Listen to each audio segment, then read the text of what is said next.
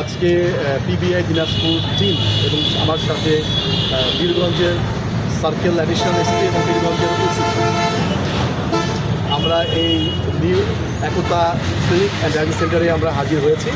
আপনারা জানেন যে গত 20/6/2025 তারিখে আশামণি নামে একজন মহিলা সন্তান জন্মদান করার জন্য ক্লিনিকে ভর্তি হয়েছেন এবং এখানে ভর্তি হওয়ার পর তার মৃত্যু হয়েছে। এই সংক্রান্তে তার এই মৃত্যু সংক্রান্তে বীরগঞ্জ নিউজ 24 চ্যানেল, জাহাজাদিন পত্রিকা, ইত্তেফাক এবং কালের কণ্ঠ এই বিষয় নিয়ে এটি নিউজ করেন, যার প্রেক্ষিতে দিনাজপুর আদালত এই বিষয়টাকে নিউজটা গুরুত্ব দিয়ে মিসকেস আমলে নিয়ে মিসকেস 1/25 হিসাবে একটা মামলা দায়ের করেন।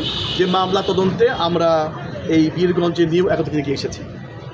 আমরা এই ক্লিনিকের মালিক সহ অন্যান্য আশেপাশের লোক জিজ্ঞাসাবাদ করছি। আমরা বিষয়টা খতিয়ে দেখছি, বিষয়টা তদন্তাধীন আছে। মানে তদন্তে এসে আপনারা কি মানে কোনো কিছু উদ্ঘাটন করতে পেরেছেন কি না, কাগজপত্র যাচাই বাছাই দিক দিয়ে? স্যার এই দিক দিয়ে একটু আমরা তদন্তে এসে এই ক্লিনিকের ডাক্তারের কাগজপত্র এবং ক্লিনিকের কাগজপত্র, লাইসেন্স, অন্যান্য বিষয় এবং তার ওটিতে নেওয়ার যে বিষয়গুলো আমরা তদন্ত করছি।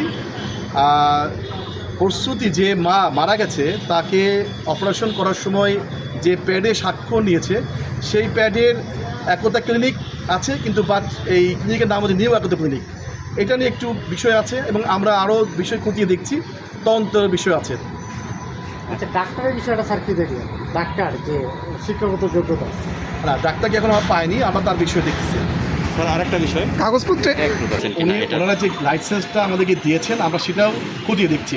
লাইসেন্সের মধ্যে যদি কোনো কিছু সন্দেহ থাকে আমরা সেটা খতিয়ে দেখছি।